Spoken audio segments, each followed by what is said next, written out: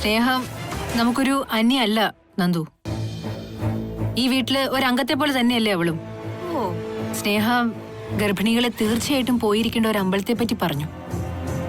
ഇവിടെ കുറച്ച് അടുത്ത് തന്നെയാണ് ഒരു ഉമാമഹേശ്വര ക്ഷേത്രം. നമുക്ക് ആ അമ്പലം വരെ ഒന്ന് പോണം. നാളെ രാവിലെ പോയാലോ? നാളെയോ? അതെ. എന്തിനാ വെച്ച് വഹിപ്പിക്കുന്നേ? അയ്യോ ചേച്ചി, നാളെ ഒന്നും ശരിയാവില്ല. നാളെ നിനക്ക് അസൗകര്യമാണെങ്കിൽ നിനക്ക് സൗകര്യമുള്ളൊരു ദിവസം പറഞ്ഞാൽ മതി. നമുക്ക് അന്ന് പോവാം. പക്ഷെ ഒത്തിരി വൈകിപ്പിക്കരുത്.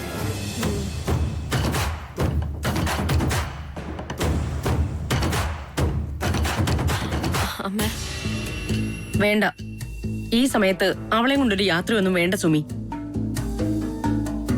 കഴിഞ്ഞ ദിവസം ചെക്കപ്പിന് പോയപ്പോഴും ഡോക്ടർ പറഞ്ഞല്ലേ നന്ദു വലുതായിട്ട് ശരീരം അനക്കരുതെന്ന്. അതെ അതെ. അതിനിടയിലാ ഷോക്ക് അടിച്ച് വീണത്. ഇനിയിപ്പോ വീണ്ടും ഒരു റിസ്ക് എടുക്കാൻ ഞാൻ സമ്മതിക്കില്ല. സുമിക്കറിയാലോ, ഈ കുടുംബത്തിൽ ആദ്യമായിട്ടുണ്ടാകാൻ പോകുന്ന കുഞ്ഞ ഇവളുടെ വയറ്റിൽ വളരുന്നേ. അതിനെ ഇങ്ങനെ അശ്രദ്ധ കാട്ടി നശിപ്പിക്കാൻ ഞാൻ സമ്മതിക്കില്ല. അതുകൊണ്ടാ ഞാൻ പറഞ്ഞത്. എന്നോടൊന്നും തോന്നരുത് കേട്ടോ സുമി. നന്ദു, ഇത് കുങ്കുമപ്പൂവാ. നിനക്ക് വേണ്ടി ഞാൻ ഓൺലൈനിൽ നിന്ന് വാങ്ങിച്ചാ. എല്ലാ ദിവസവും രാത്രി പാലിൽ ചേർത്ത് കുടിച്ചാ മതി. കുഞ്ഞിന് നല്ല നിറം വെക്കും. താങ്ക്സ്.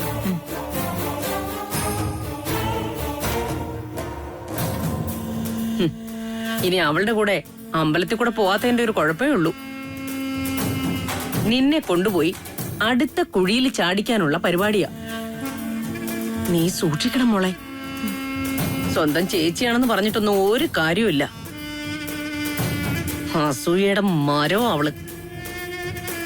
അവള് പറഞ്ഞതുപോലെ നിനക്കോ കുഞ്ഞിനോ എന്തെങ്കിലും ദോഷമുണ്ടെങ്കിൽ അത് നോക്കാൻ നമ്മള് നല്ലൊരു ജ്യോത്സ്യനെ വരുത്തുന്നുണ്ട്. ജ്യോതിഷഭൂഷണം ബ്രഹ്മദത്തൻ നമ്പൂതിരിപ്പാട്. അങ്ങേര് പറഞ്ഞാലേ എല്ലാം അച്ചട്ടാ. എന്തെങ്കിലും ദോഷമുണ്ടെങ്കിൽ അതിനുള്ള പരിഹാര ക്രിയകളും അദ്ദേഹം പറഞ്ഞു തരും. അതുമാത്രം നമ്മൾ ചെയ്താ മതി.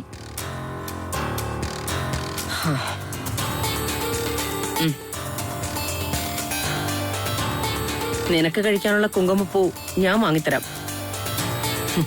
ഇത് കുങ്കുമപ്പൂവാണോ അതോ ഗർഭം കലക്കാനുള്ള വല്ല മരുന്നുമാണോന്ന് ആർക്കറിയാം?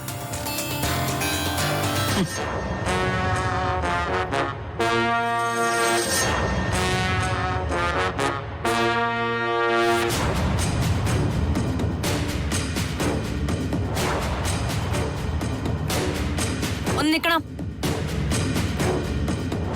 എന്തുകൊണ്ടാണ് എന്റെ കൂടെ അമ്പലത്തിൽ വരാനായിട്ട് നന്ദു താല്പര്യം കാണിക്കാത്തതെന്ന് എനിക്ക് മനസ്സിലായി. എല്ലാത്തിനും പിന്നിലെ നിങ്ങളുടെ ഇടപെടലാ, നിങ്ങളുടെ ദുഷിച്ച മനസ്സാ. ഈ ചിരി കറക്കും, എന്നേക്കുമായിട്ട് കറക്കും. അതിനി അധിക നാളില്ല. നിന്റെ തെറ്റിദ്ധാരണകൾക്കൊന്നും സമാധാനം പറയലല്ല എന്റെ ജോലി. എനിക്കതിനൊട്ട് താല്പര്യവും ഇല്ല. ഉരുണ്ട് കളിക്കണ്ട. എന്റെ അനിയത്തിയെ നിങ്ങൾ ഏതളവ് ഇൻഫ്ലുവൻസ് ചെയ്യുന്നുണ്ടെന്നും എന്നിൽ നിന്ന് അകറ്റാനായിട്ട് ശ്രമിക്കുന്നുണ്ടെന്നും എനിക്ക് വ്യക്തമായിട്ട് അറിയാം. അങ്ങനെയെങ്കിൽ അങ്ങനെ. ഞാൻ നിന്നെ വെല്ലുവിളിക്കുക. ചെല്ല്. നിന്റെ അനിയത്തിയെ പറഞ്ഞ് വിശ്വസിപ്പിക്കാൻ പറ്റുമെങ്കിൽ വിശ്വസിപ്പിക്കേ. ഒരു സംശയവും വേണ്ട. എന്റെ അനിയത്തി എന്നെ വിശ്വസിക്കുന്ന ഒരു നാള് വരും.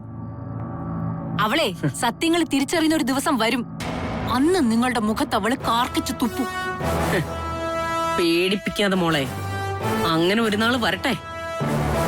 അതിന് തന്നെയാ ഞാനും കാത്തിരിക്കുന്നേ. അന്ന് പക്ഷേ നീയൊക്കെ ഈ കുടുംബത്തിന്റെ ചരിത്രത്തിൽ നിന്ന് തന്നെ മാഞ്ഞു പോയിരിക്കും. ഇതും ഇതിന്റെ അപ്പുറവും പ്രതീക്ഷിച്ച് തന്നെയാണ് ഞാൻ ഇവിടെ ഓരോ ദിവസം മുന്നോട്ട് നീങ്ങിക്കൊണ്ടിരിക്കുന്നത്. നിങ്ങളെപ്പോലുള്ള ഫ്രോഡുകളുടെ കൂടെയാണല്ലോ എന്റെ സഹവാസം. ഒരമ്മയുടെ വയറ്റിൽ പിറന്നതാണെന്ന ചിന്ത പോലും നിന്റെ അനിയത്തിയുടെ മനസ്സിൽ ഇല്ലാതെ പോയി. അതെ, നിന്റെയും നിന്റെ വീട്ടുകാരുടെയും ഗുണം കൊണ്ട് തന്നെയാ. അതിന് എന്നെ കുറ്റം പറയണ്ട. നിങ്ങൾ ഇനി എന്തൊക്കെ പറഞ്ഞാലും പ്രവർത്തിച്ചാലും എനിക്ക് അവളെ അങ്ങനെ തള്ളിക്കളയാനൊന്നും പറ്റില്ല. അത് ഞാൻ ചെയ്യാനും പോകുന്നില്ല.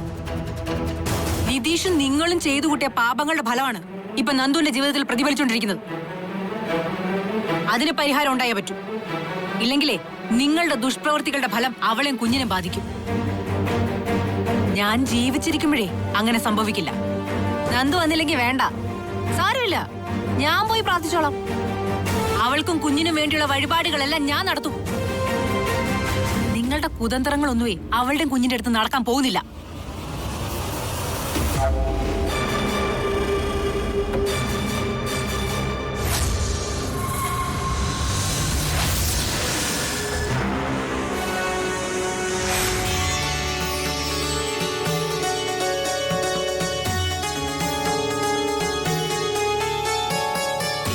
ഓം ഷടാനനം കുങ്കുമരക്തവർണം മഹാമതിം ദിവ്യമയൂരവാഹനം രുദ്രസ്യ സൂനും സുരസൈന്യനാഥം ഹം സദാഹം ശരണം പ്രപദ്യേ.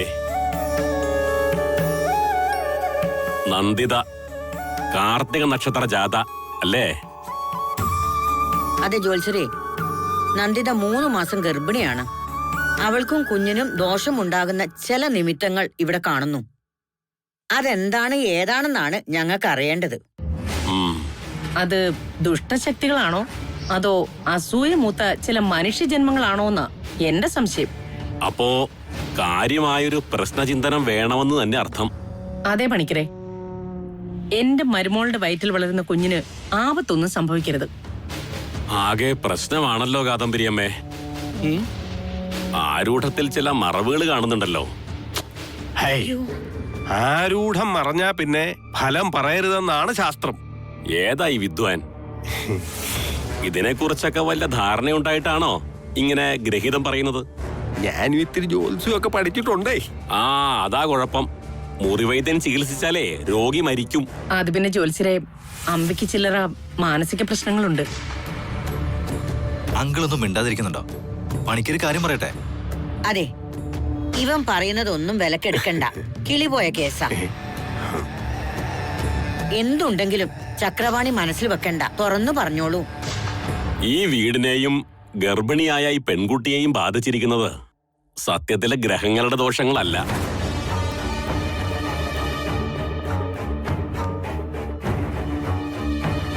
ഈ വീട്ടിലെ ചില മനുഷ്യരുടെ ദൃഷ്ടിദോഷങ്ങളാണ് ഈ കുട്ടിയെ ബാധിച്ചിരിക്കുന്നത്.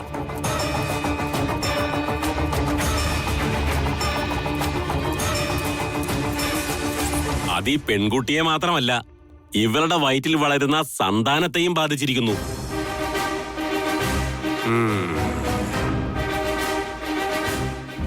മനുഷ്യരുടെ മനസ്സിൽ നിന്നും പുറപ്പെടുന്ന നല്ല ചിന്തകൾക്കും മോശം ചിന്തകൾക്കും ഒരു ശക്തിയുണ്ട്.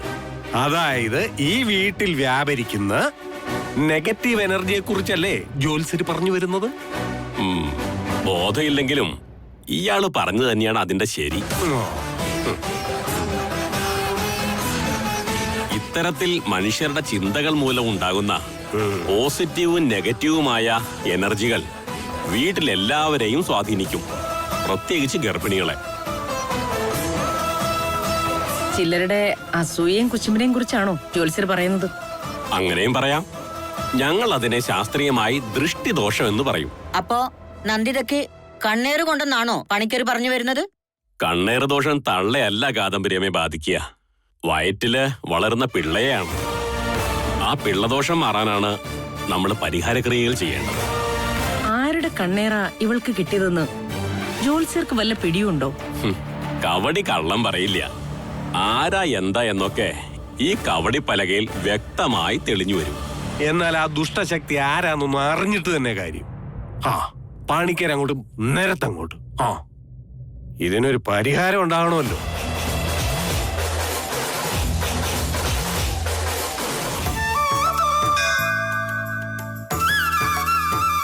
ഭഗവാനെ, ശ്രീ വിഷ്ണു സ്വാമി കാത്തരുളിനെ. ഭഗവാനെ, തിരുമേനി, എനിക്കൊരു കാര്യം ചോദിക്കാനുണ്ടായിരുന്നു. ചോദിച്ചോളൂ. അല്ല, ഈ ഗർഭിണികളായ സ്ത്രീകൾ ചെയ്യേണ്ട എന്തൊക്കെയോ പൂജകളും വഴിപാടുകളൊക്കെ ഇല്ലേ ഇവിടെ? ഉണ്ടല്ലോ. സന്താന ഗോപാലസ്വാമിക്ക് എണ്ണ കൊണ്ട് അഭിഷേകം, 11 വട്ടം പാദപ്രദക്ഷിണം, ഇതൊക്കെ ഇവിടത്തെ വിശേഷ വഴിപാടുകളാ. ഈ ഗർഭിണിയായ പെൺകുട്ടിക്ക് വേണ്ടി മറ്റാരെങ്കിലും ഇതൊക്കെ ചെയ്താൽ മതിയോ? അല്ല, അതിപ്പം മറ്റാരെങ്കിലും എന്നൊക്കെ പറഞ്ഞാ? അയ്യോ, അങ്ങനെ വേറെ ആർക്കും അല്ല, എന്റെ സ്വന്തം അനിയത്തിക്ക് വേണ്ടി തന്നെയാ. അവൾക്ക് വരാൻ പറ്റുന്ന ഒരു സാഹചര്യമല്ലേ, അതുകൊണ്ട് പകരം ഞാൻ തന്നെ ചെയ്താൽ മതിയെന്ന് ചോദിക്കാനാ. ചേച്ചി എന്ന് പറയുമ്പോ സ്ഥാനം അമ്മയുടേതാണല്ലോ. ആവാം. അനിയത്തിക്ക് വേണ്ടിയുള്ള വഴിപാടല്ലേ, നിങ്ങൾക്ക് നടത്താം. അതിലൊരു തെറ്റുമില്ല. സ്നേഹത്തോടെയുള്ള അർപ്പണം ഭഗവാൻ സ്വീകരിക്കും.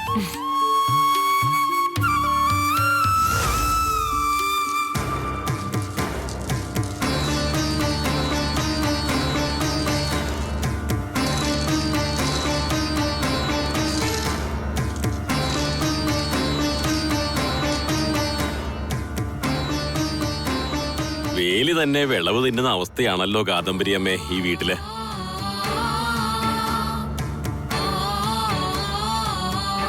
ജോത്സരിങ്ങനെ അവിടെ ഇവിടെയും തൊടാതെ പറഞ്ഞാ പോരാ. ഈ വീട്ടിൽ ആരാണ് പ്രശ്നമെന്ന് തുറന്നു പറയണം. അതല്ലേ എന്റെ ഒരു മര്യാദ. ആളെയൊക്കെ എനിക്ക് പിടികിട്ടി. പക്ഷേ തൽക്കാലം ആളുടെ പേരൊന്നും ഞാനിവിടെ പറയുന്നില്ല. എല്ലാവരും മനസ്സിരുത്തിയൊന്ന് ചിന്തിച്ചാൽ ഈ വീട്ടിലെ പ്രശ്നങ്ങൾ ഒഴിവാക്കാവുന്നതേ ഉള്ളൂ. എന്നാലും അതാരാന്നൊന്ന് പറഞ്ഞൂടെ ജോത്സരെ? എന്തായാലും കുട്ടിയുടെ സംരക്ഷകരായി കൂടെ നിൽക്കേണ്ടവർ തന്നെയാണ് ശത്രുക്കളെന്ന് കരുതിയാൽ മതി. ഒരു കുഞ്ഞില്ലാത്തതിന്റെ പേരിൽ എന്റെ മരുമോളോട് ആർക്കെങ്കിലും അസൂയോ ശത്രുതയോ തോന്നിപ്പോയാൽ നമുക്ക് എന്ത് ചെയ്യാൻ പറ്റും ജോത്സരെ? അനുരാധെ, നീ വെറുതെ കാര്യങ്ങൾ വളച്ചൊടിക്കരുതേ. ഇത്തരത്തിലുള്ള ചില ദുഷ്ടചിന്തകളെ തടുത്തു നിർത്തുന്ന ചില നല്ല മനുഷ്യരുടെ സാന്നിധ്യവും ഈ വീട്ടിലുണ്ട്. അത്തരക്കാരുടെ സാന്നിധ്യം കൊണ്ടാ ഈ കുട്ടി വലിയ അപകടങ്ങളിൽ ചെന്ന് ചാടാതെ രക്ഷപ്പെടുന്നത്. സംഭവിക്കാനുള്ളത് സംഭവിച്ചു. ഇതിനൊരു പരിഹാരം പറ പണിക്കരെ. വല്ല രക്ഷയും കെട്ടിയാ മതിയോ? പോരാ കാദംബരിയമ്മേ, ഒരു രക്ഷ ജപിച്ച് കെട്ടിയത് കൊണ്ടൊന്നും തീരുന്ന പ്രശ്നങ്ങളല്ല ഇത്.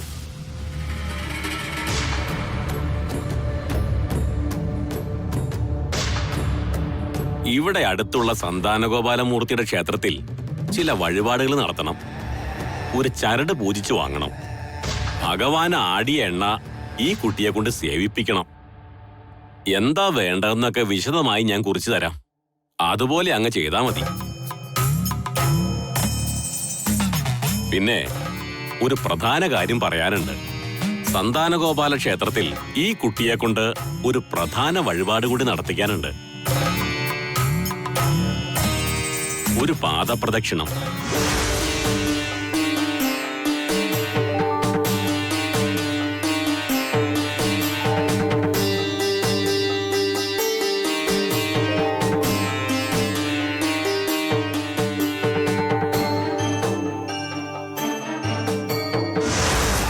സുമിതാൻറ്റി,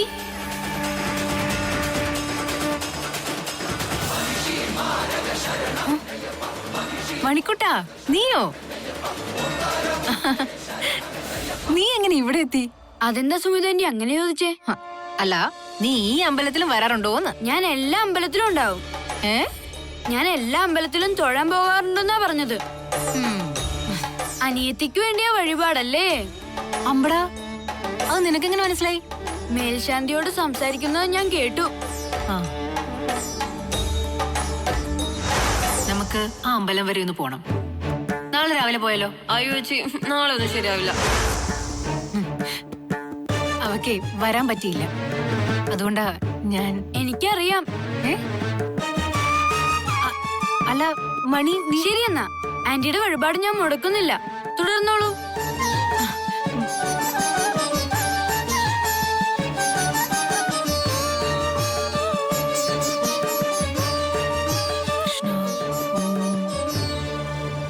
ആന്റി, മറ്റുള്ളവർക്ക് വേണ്ടി നമ്മൾ വഴിപാട് നടത്തുമ്പോ അതിന്റെ ഫലം വഴിപാട് നടത്തുന്നവർക്ക് കൂടെ കിട്ടുക. ഈ വഴിപാട് ആന്റി അനിയത്തിക്ക് വേണ്ടിയാണ് നടത്തുന്നതെങ്കിലും അനിയത്തിക്ക് വേണ്ടി പ്രാർത്ഥിക്കുന്നതെല്ലാം ഭഗവാൻ ആന്റിക്കും തരും.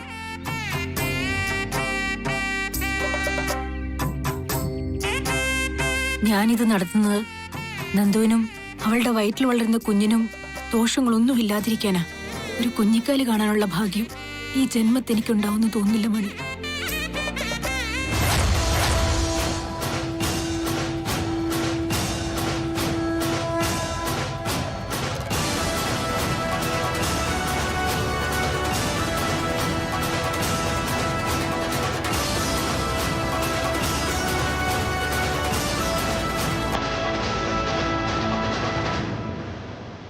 എന്തായാലും കുട്ടിയുടെ സംരക്ഷകരായി കൂടെ നിൽക്കേണ്ടവർ തന്നെയാണ് ശത്രുക്കളെന്ന് കരുതിയാൽ മതി.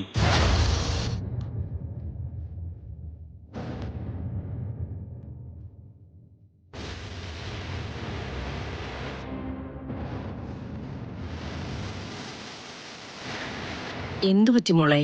നീ ആകെ മൂഡ് ഓഫിലാണല്ലോ. ആ ജോത്സ്യം പറഞ്ഞതെല്ലാം അമ്മയും കേട്ടതല്ലേ? അയാള് പറയുന്ന കാര്യങ്ങളൊക്കെ അച്ചേട്ടാന്ന് അച്ഛമ്മ പറയുന്നത്. അതെ, ജ്യോതിഷഭൂഷണം ചക്രപാണി പണിക്കര് ആള് ചില്ലറക്കാരനല്ല. അതുകൊണ്ടാണല്ലോ നിന്റെ പ്രശ്നം വെച്ച് നോക്കാൻ നമ്മൾ അയാളെ തന്നെ വിളിച്ചു വരുത്തിയത്. എന്നിട്ട് എന്തായി അമ്മേ? എന്റെ മനസമാധാനം പോയിന്ന് പറഞ്ഞാ മതിയല്ലോ.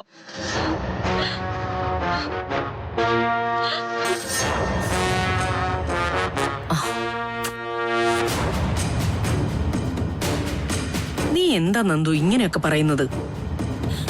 അങ്ങനെ പറഞ്ഞതൊക്കെ കേട്ടിട്ട് എനിക്ക് നല്ല പേടി തോന്നുന്നുണ്ട് അമ്മേ.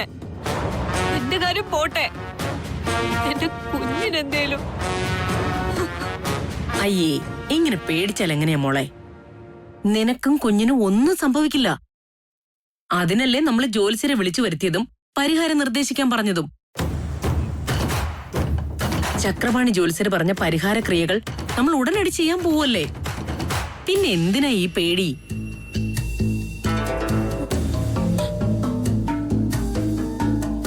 അതൊക്കെ ശരിയാ. എന്നാലും തൊട്ടടുത്ത് നിൽക്കേണ്ടവര് പോലും ശത്രുക്കളാണെന്ന് പറഞ്ഞു കേട്ടപ്പോ മനസ്സിലാകെ എന്തോ ഒരു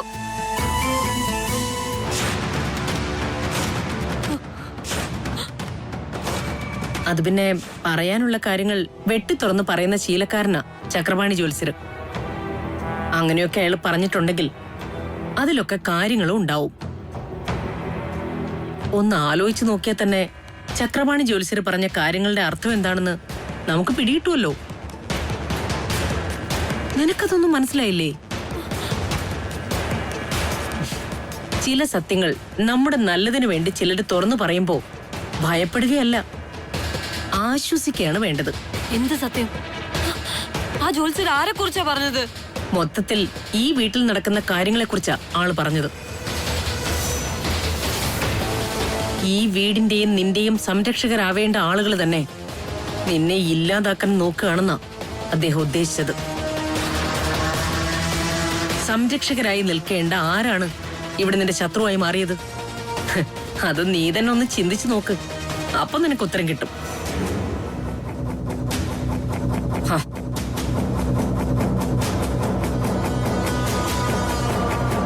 അമ്മയ്ക്കത് പറയാൻ ബുദ്ധിമുട്ടുണ്ട് മോളെ. നിന്റെ സ്വന്തം കൂടപ്പിറപ്പാണല്ലോ എന്ന് ഓർക്കുമ്പോ, നിന്റെ സ്വന്തം ചേച്ചിയെ കുറിച്ച് തന്നെയാ ജ്യോത്സ്യർ പറഞ്ഞത്. ബുദ്ധിയുള്ള പെണ്ണാ നീ. സ്വയം ചിന്തിച്ചു നോക്കിയാ നിനക്കത് മനസ്സിലാവും. നല്ല പിള്ള ചമഞ്ഞ് അവള് നിന്നെ ദ്രോഹിക്കാൻ നോക്കിയിടത്തോളം ആരെങ്കിലും നിന്നെ ദ്രോഹിച്ചിട്ടുണ്ടോ?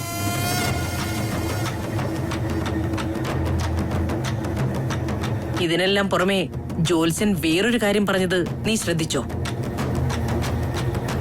അതാണ് പ്രധാന പോയിന്റ്. ഈ വീട്ടിലെ ചില മനുഷ്യരുടെ ദൃഷ്ടിദോഷങ്ങളാണ് ഈ കുട്ടിയെ ബാധിച്ചിരിക്കുന്നത്. അത് ഈ പെൺകുട്ടിയെ മാത്രമല്ല, ഇവരുടെ വയറ്റിൽ വളരുന്ന സന്താനത്തെയും ബാധിച്ചിരിക്കുന്നു.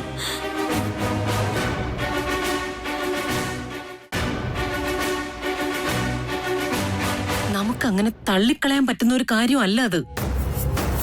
ആ പറഞ്ഞതില് വലിയ സത്യങ്ങളുണ്ട് മോളെ. ഇവിടെ ആർക്ക് ആരോടാ കുശുംബ ശത്രുതയൊക്കെ ഉള്ളത്? ഈശ്വരാനുഗ്രഹം കൊണ്ട് നിനക്കൊരു കുഞ്ഞിനെ കിട്ടി. അതുപോലെ കിട്ടാത്തതിന്റെ അസൂയയും കുശുമ്പും സുമിതയുടെ മനസ്സിൽ നല്ലതുപോലെ ഉണ്ട്.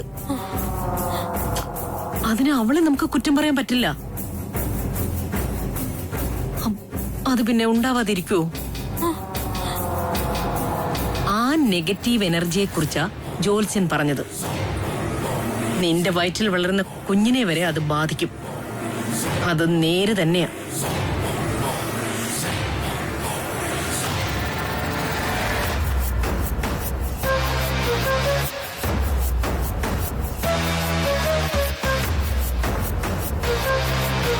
ഞാൻ പറഞ്ഞല്ലോ, ഇതൊന്നും കേട്ട് മോള് പേടിക്കണ്ട.